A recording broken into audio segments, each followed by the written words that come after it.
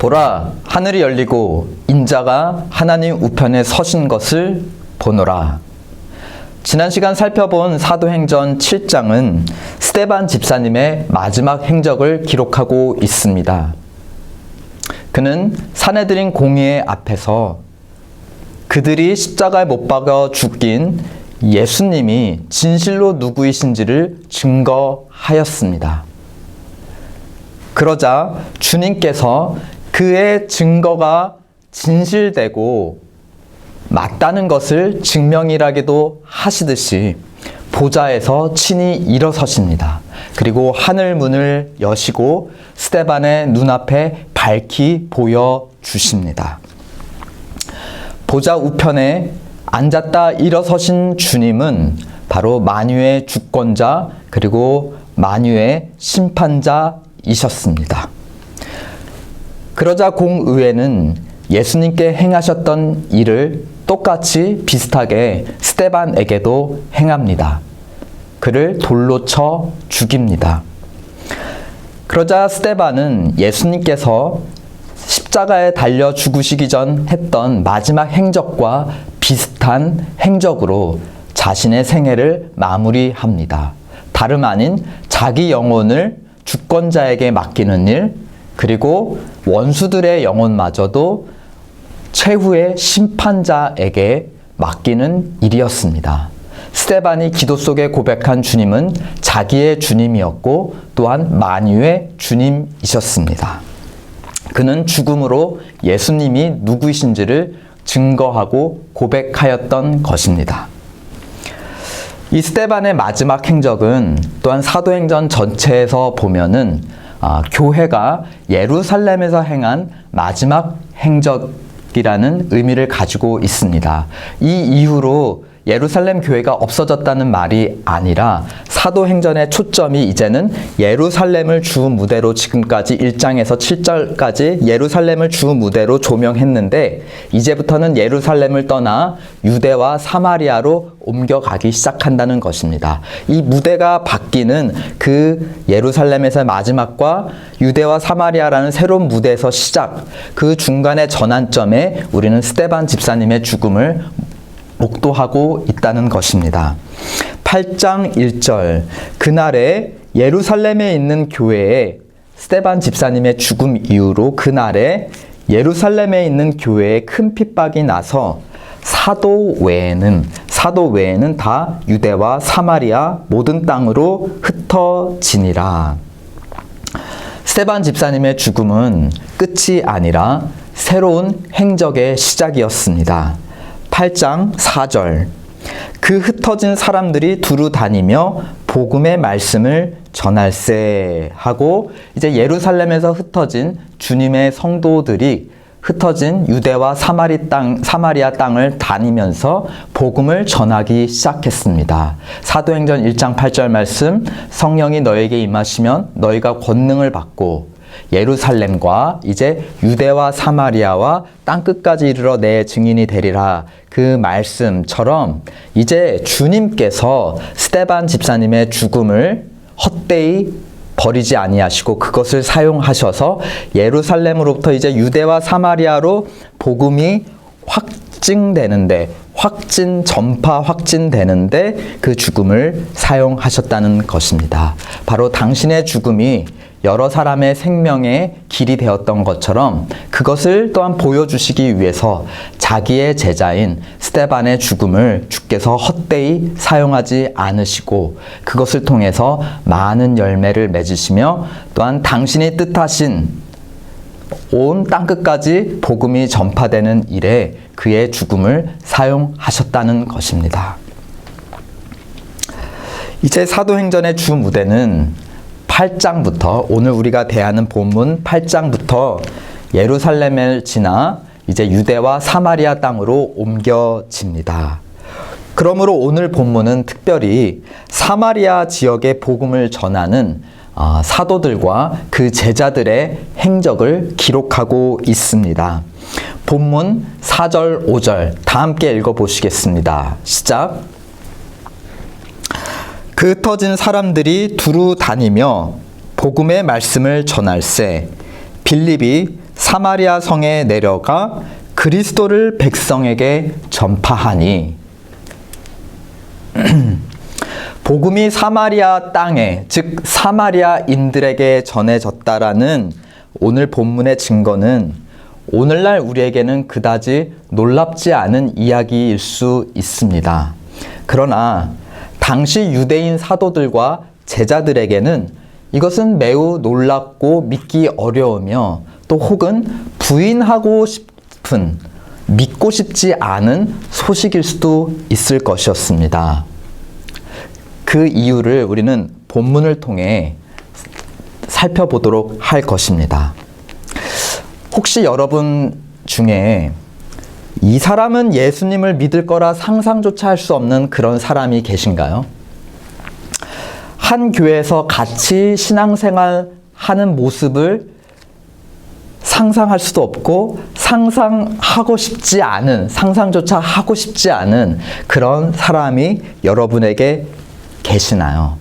오늘 사마리아 땅에도 복음이 전해졌다라는 것, 그리고 그들이 복음을 받아들이고 예수님을 믿게 되었다는 오늘의 증거는 당시 유대인들에게는 마치 오늘 우리가 우리에게 그런 사람이 어느 날 예수님을 믿고 교회 예배 때 지금 내 옆자리에 앉아 있는, 그래서 같이 예배를 드리고 있는 그런 상황과 비슷하다는 것입니다.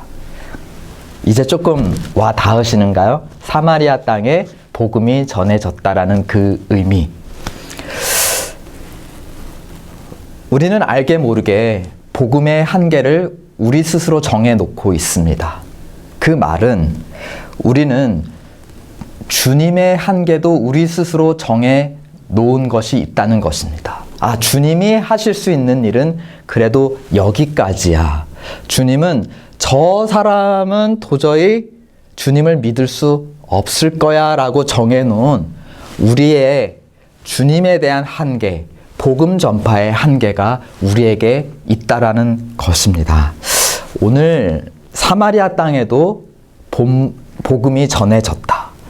그들도 예수님을 믿게 되었다라는 오늘 본문의 이야기를 통해 하나님의 말씀을 받으실 때 우리가 스스로 정해놓은 복음의 한계, 복음 전파의 한계, 그리고 그 복음의 주인공인 주님의 한계가 무너지고 깨트려지는, 그리고 그것을 더 넘어가는 그런 일들이, 놀라운 일들이 여러분 가운데 일어나기를 예수 그리스도의 이름으로 축원드립니다.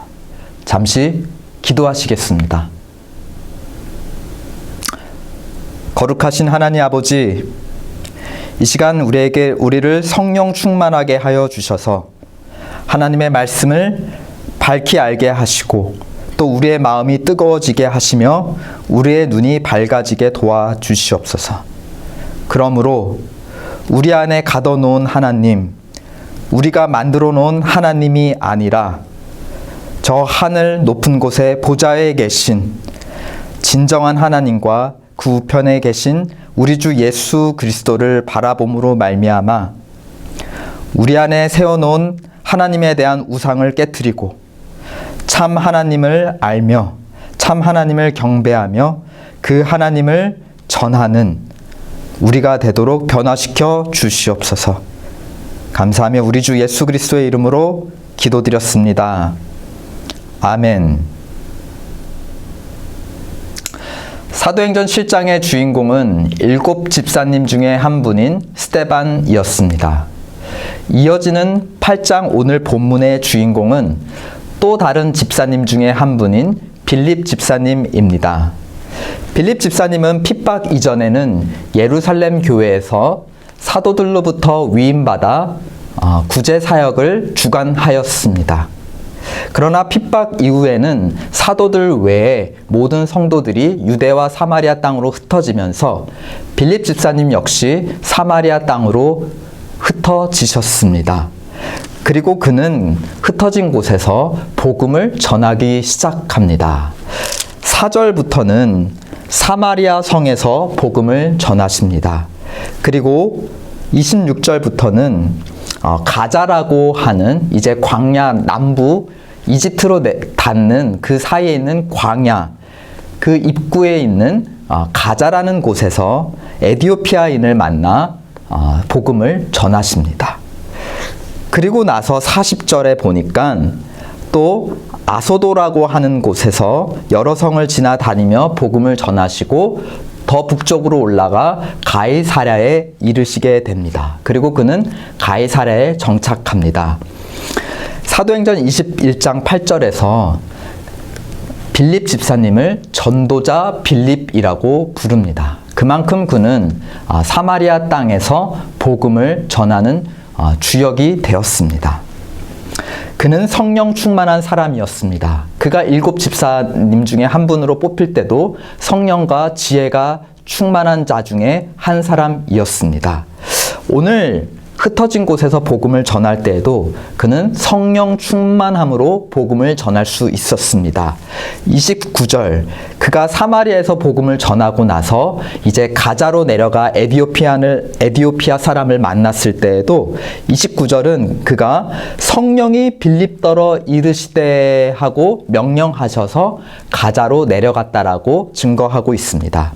39절, 이제 가자에서의 복음 전파를 마치고 아소도라는 지역으로 옮겨갈 때 39절 역시 주의 영이, 성령이 빌립을 이끌어 간지라라고 증거하고 있습니다. 그는 성령이 충만했고 성령의 음성에 귀 기울여 순종하였던 성령 충만한 사람이었습니다. 그러므로 오늘 우리의 본문인 8장 4절부터 기록되어 있는 사마리아 성에서 복음을 전한 일 역시 그는 무엇에 힘입어 복음을 전했다라고 우리는 예측할 수 있습니까? 확신할 수 있습니까? 성령 충만함으로. 성령의 권능으로 그는 복음을 전했습니다. 무엇을 전했습니까? 5절에 보니 빌립이 사마리아 성에 내려가 무엇을 전파하였다? 그리스도를 백성에게 전파하였다. 그의 복음의 중심, 그 기초는 다름 아닌 예수 그리스도, 그가 누구이신가 였습니다. 그는 예수님을 증거하면서 6절을 보니 말로도 전하고 또한 그 말을 확증하는 표적을 보여주는 것으로도 예수님을 전했습니다. 그 7절에 보면 그가 행했던 표적들이 나와 있는데요. 많은 사람에게 붙었던 더러운 귀신들이 크게 소리를 지르며 나가고 또 많은 중풍병자와 안진뱅이가 나으니. 이 행적은 사실 누가 행했던 일이죠? 예수님께서 성령 충만함으로 지상에서 행하셨던 일들이었습니다. 복음서에 기록되어 있죠. 또한 사도행전에서 1장과 7절까지 해서 사도들이 성령 충만함으로 예루살렘에서 행했던 일들이기도 합니다. 기억나시죠? 성전 미문에 있던 안진뱅이를 사도 베드로와 요한이 일으켰습니다. 누구의 권세로? 주 예수 그리스도의 권세, 즉 성령으로. 따라서 예수님과 사도들이 행했던 일들을 지금 빌립 집사님도 같이 행하고 있다라는 것은 빌립 집사님 역시 성령 충만함으로 예수 그리스도의 권세로 지금 복음을, 하나님의 통치를 사마리아 사람들 가운데 전하고 확증했다라는 것입니다. 빌립 집사님의 행적은 그러므로 놀라운 일이었습니다. 사람들을 놀래키는 일이었습니다. 8절을 보니 그 성에 큰 기쁨이 있었더라. 12절을 보니 빌립이 하나님 나라와 및 예수 그리스도의 이름에 관하여 전도함을 저희가 믿고 남녀가 다 세례를 받았더라. 세례를 받았다. 이제 새로운 주님을 고백하고 그의 권세 아래 들어와 복종하게 되었다. 놀라운 일, 바로 자리를 옮기는 일이었습니다. 사단의 권세에서 주 예수 그리스도의 권세로 자리를 옮기는 놀라운 일을 빌립 집사님이 성령의 권능으로 행하셨습니다. 13절을 보니 사마리아인들 가운데 시몬이란 사람이 있었는데 그가 빌립을 계속 쫓아다니며 13절을 보니 그가 나타내는 표적과 큰 능력을 보고 어떻게 했다? 놀라니라. 근데 오늘 본문에서 흥미로운 것은 이 사마리아인들이 빌립 집사님을 통해 주 예수님을 믿게 되었고 이제 물 세례를 받게 되었습니다. 그러나 성령이 이들 위에 임하지는 않았습니다. 성령 세례까지는 받지 못하였습니다. 16절 이는 아직 한 사람에게도 성령 내리신 일이 없고 오직 주 예수의 이름으로 세례, 즉 물 세례만 받을 뿐이러라. 그러자 빌립 집사님이 사마리아인들에게 일어난 일들을 예루살렘에 보고하며 또한 이들이 아직 성령을 받지 못했다라고 하는 그 보고까지도 사도들에게 말합니다. 그리고 사도들을 보내어 이들을 안수 기도해 달라는 요청을 하게 됩니다. 그러자 14절 예루살렘에서부터 사도 베드로와 요한이 파송합니다. 그리고 15절 저희를 위하여 사마리아인들을 위하여 이 두 사도가 성령 받기를 기도합니다. 그러자 어떤 일이 일어나죠? 17절 다 함께 시작. 이에 두 사도가 저희에게 안수함에 성령을 받는지라. 여기서 우리는 이러한 질문을 던져볼 수 있습니다. 왜 빌립 집사님이 물 세례 줄 때 성령이 사마리아인들 위에 임하지 않았는가? 왜 사도들이 예루살렘에서부터 와서 안수 기도하자 그제서야 하늘로부터 성령이 임하였는가? 성령을 줄 수 있는 특정한 사람, 집사보다 더 거룩한 특정한 직분이 있는 것일까? 본문은 지금 그것을 이야기하고 싶은 걸까? 우리는 이러한 질문이 듭니다. 사마리아인 중에 빌립을 쫓아다녔던 사람 시몬도 그렇게 생각한 사람 중에 한 사람이었습니다. 사도들의 그 성령을 줄 수 있는 능력을 자기도 소유하고 싶어 했습니다. 그래서 그는 거래를 제안합니다. 18절, 19절 다 함께 읽어보실까요? 시작. 시몬이 사도들이 안수함으로 성령 받는 것을 보고 돈을 들여 가로되 이 권능을 내게도 주어 누구든지 내가 안수하는 사람은 성령을 받게 하여 주소서 하니. 이 시몬은 본래 마술사였습니다. 9절 10절을 보면 그는 빌립 집사님이 오시기 전까지 놀라운 일을 하는 원조 놀라운 사람, 오리지널 원더 메이커였습니다. 고대 마술사들의 관례 중에는 정말 특별한 마술을 행하는 사람이 있으면 돈을 주고서라까지 그 사람의 그 놀라운 비법, 비기, 비밀스러운 기술을 전수받고 소유하는, 거래하는 그런 관습들이 고대 마술사들 사이에 있었습니다. 그런 마술사 중에 한 사람이었던 시몬은 빌립에게 놀랐고, 그러나 빌립보다 더 놀라운 일을 행할 수 있는 성령을 안수하자 성령을 줄 수 있는 사도들에게도 놀랐습니다. 그는 성령이 사도들의 소유, 사도들이 소유한 비기 중에 하나라고 생각했습니다. 그리고 이 성령을 줄 수 있는 사도들의 비기를 자기가 돈으로 살 수 있다라고 생각했습니다. 그러므로 자신이 소유할 수 있는 것이라고 생각을 했습니다. 그런 시몬을 향하여 베드로 사도가 꾸짖습니다. 20절, 21절 다 함께 읽으시겠습니다. 시작. 베드로가 가로되 내가 하나님의 선물을 돈 주고 살 줄로 생각하였으니 내 은과 내가 함께 망할지어다. 하나님 앞에서 내 마음이 바르지 못하니 이 도에는 내가 관계도 없고 분깃될 것도 없느니라. 성령이 사람의 소유라는 생각, 그래서 다른 사람에게 돈 받고 소유 이전할 수 있다라는 생각, 그 생각을 사도 베드로는 무엇이라고 정의하고 있습니까? 22절, 23절에 보면 악함, 또 23절에 악독, 불의라는 것입니다. 베드로가 생각하는 성령은 사람이 소유할 수 있는 것이 아니라 무엇이었습니까?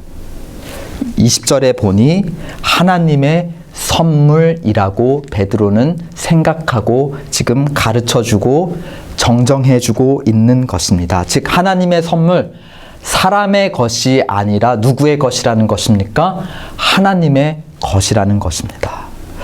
또 이것은 선물이므로 돈 주고 내 것으로 얻을 수 있는 것이 아니라 하나님이 허락하실 때만, 하나님이 은혜를 베푸실 때만 받을 수 있는, 값없이 받을 수 있는 것이 바로 성령이라는 것입니다. 여전히 누구의 것이죠? 사람의 것이 아닌 하나님의 것입니다. 선물은 받는 사람이 공짜로 받는 것이 선물이죠. 그런데 주는 사람 입장에서 선물은 공짜가 아닌 값을 치르고 주는 것이 바로 선물입니다. 얼마 전 그 Father's Day, 아버지의 날이어서 제 맏딸이 제게 선물을 주었습니다. 해변을 배경으로 서 있는 제 모습을 그림으로 그려서 저에게 선물로 주었는데요. 그것을 받은 저는 공짜로 받았습니다. 그러나 그것을 저에게 준 제 맏딸은 공짜로 그것을 준 것이 아니었습니다. 세상에 오로지 한 사람, 저 한 사람을 위해 그 시간과 노력, 그리고 종이와 연필값을 치러서 그 값을 치르고 저에게 준 것이었습니다. 제가 세상에 이 단 하나뿐인 선물을 돈을 받고 다른 사람에게 주겠습니까? 줄 수 있겠습니까? 없죠. 이 그림은 누구의 것입니까? 제가 받은 것이지만 사실 이 그림의 원소유자는 제 맏딸입니다. 왜냐? 이것을 얻기 위해 그의 노력과 시간, 그리고 종이와 연필의 값을 치렀기 때문입니다. 제가 소유하고 있는 선물이지만 제 소유가 아닌, 저는 단지 맡아서 이것을 누리고 즐기고 있을 뿐이고 그 선물의 원소유자는 여전히 제 맏딸인 것입니다. 사람이 주는 선물도 이러하거늘 하나님이 우리에게 주시는 선물, 성령이야말로 더더욱 우리의 것이라 주장할 수 없는, 내가 돈 주고 사고 팔 수 없는 거룩하신 하나님의 것이 아니겠습니까? 하나님의 선물인 성령, 우리는 값없이 공짜로 받았습니다. 그러나 이것을 주시는 하나님은 어떠한 값을 치르셨나요? 우리를 위해, 우리가 성령을 받을 수 있도록, 하나님의 새 언약 백성으로 거듭날 수 있도록 어떤 값을 치르셨나요?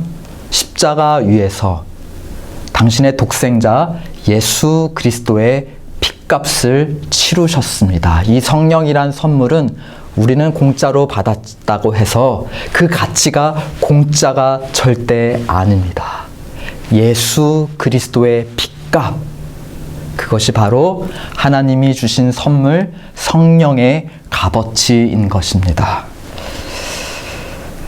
그러므로 빌립 집사님도 사마리아인들에게 복음을 전할 때 무엇을 전하셨죠? 하나님의 치르신 값, 예수 그리스도를 전했던 것입니다. 성령은 하나님의 선물이다. 이 진리는 우리가 아까 초반에 던졌던 흥미로운 질문을 푸는 해답의 열쇠가 됩니다. 왜 빌립 집사님이 물세례 줄 때는 성령이 오시지 않았는가?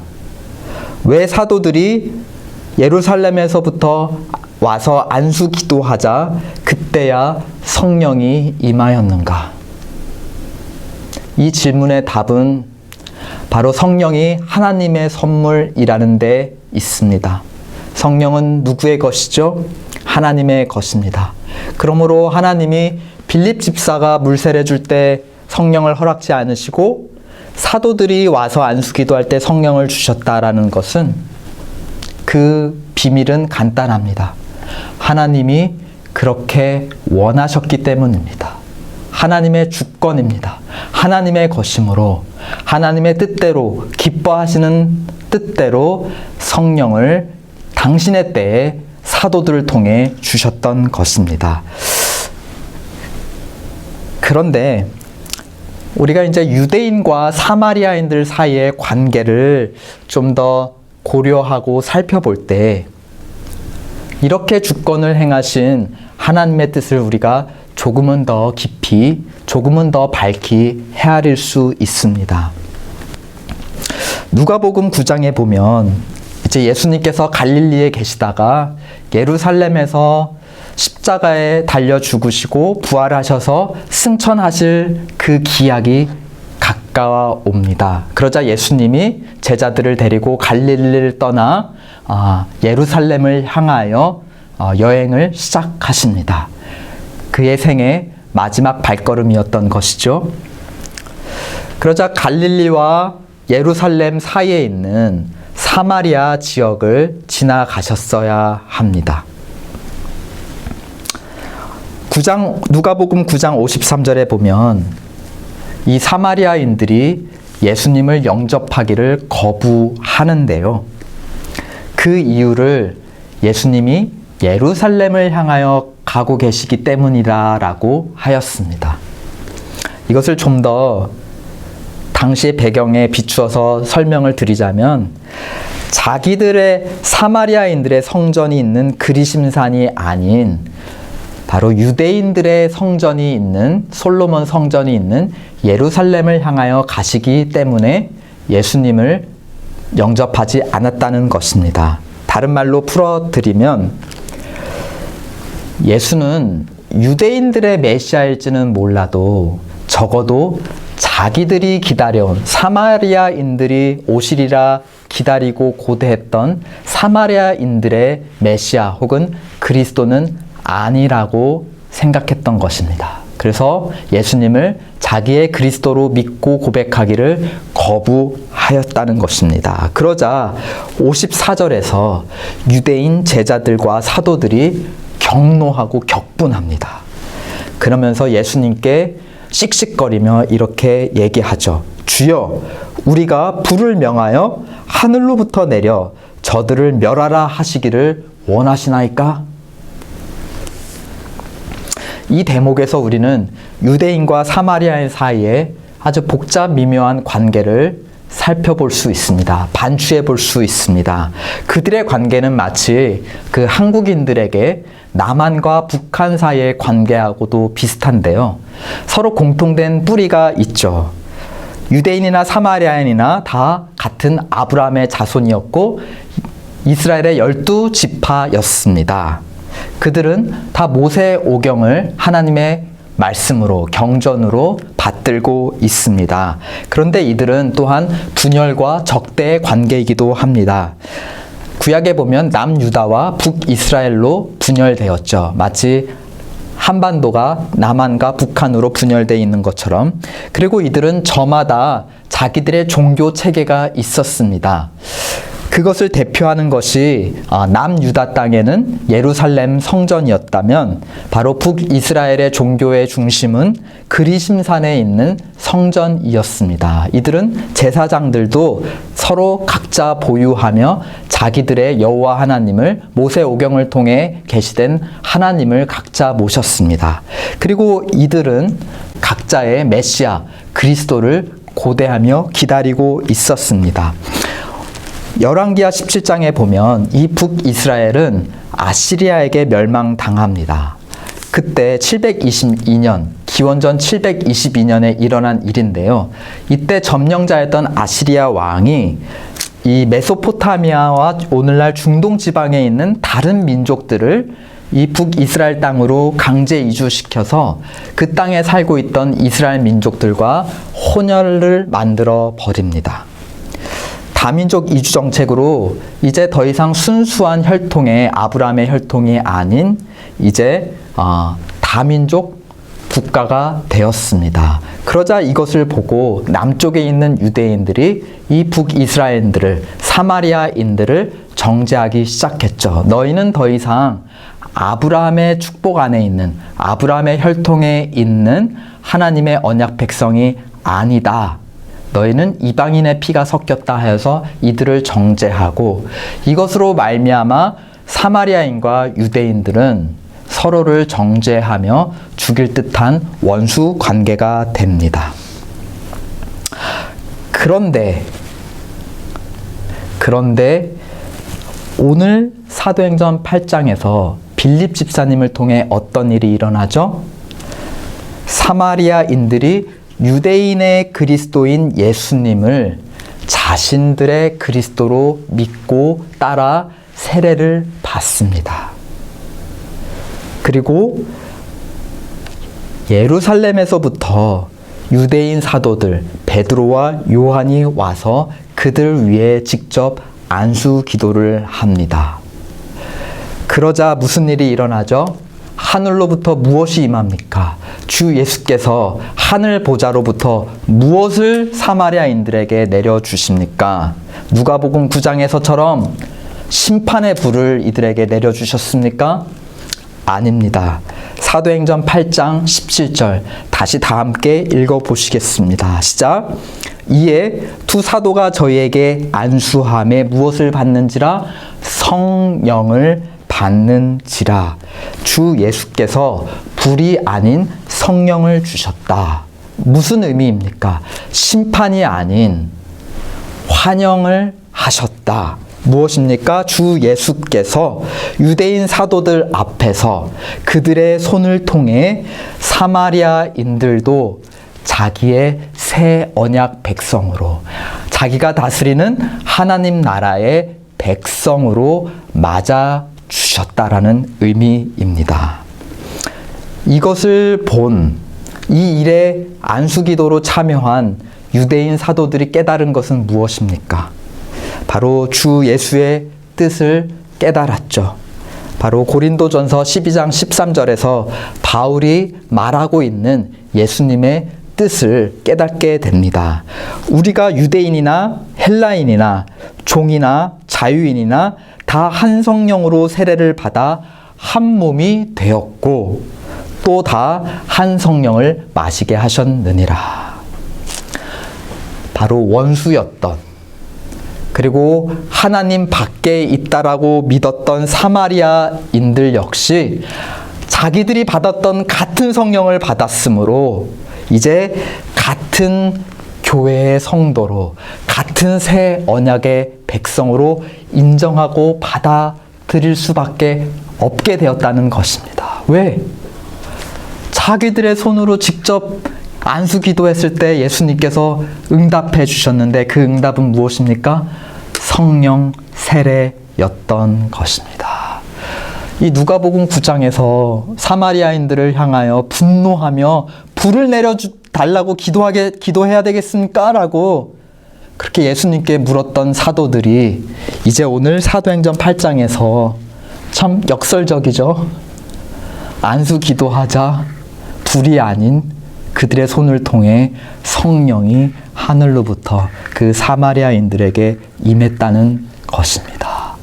원수가 친구가 된 것이고 멀리 있던 이방인이 자기와 가까운 같은 동족이 된 현장, 그것을 바로 주 예수님께서 사도들을 통해 오늘 본문을 통해 보여주시고 가르쳐 주신 것입니다. 이를 통해 유대인 사도들은 그들이 섬기고 따르는 주 예수님이 누구이신지를 깨닫게 됩니다. 이전까지는 유대인들의 그리스도 아브라함의 자손들을 위해 오신 그리스도라고 믿었는지 모르겠습니다. 그들은 예루살렘에서 유대인들을 대상으로 복음을 전했죠. 그런데 그 예수님은 유대인만의 주와 그리스도가 아니라 또한 누구의 주와 그리스도도 되시는 것이죠.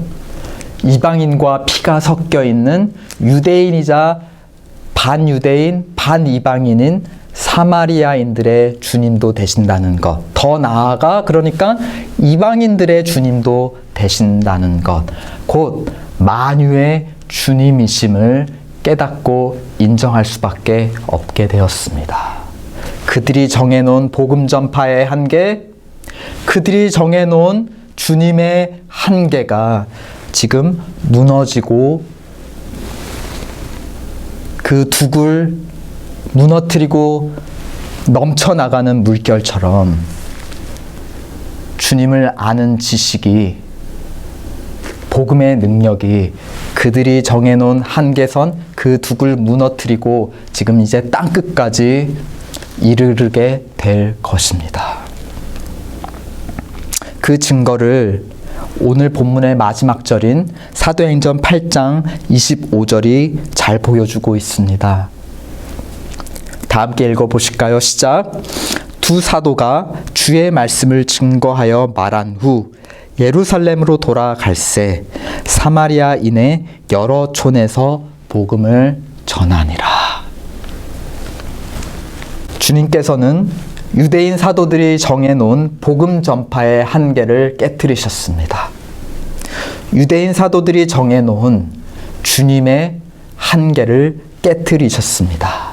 그리고 이제 앞으로 땅끝까지 계속해서 깨뜨려 나가실 것입니다. 여러분이 정해놓은 복음 전파의 한계는 무엇입니까? 여러분이 정해놓은 주님의 한계는 무엇입니까?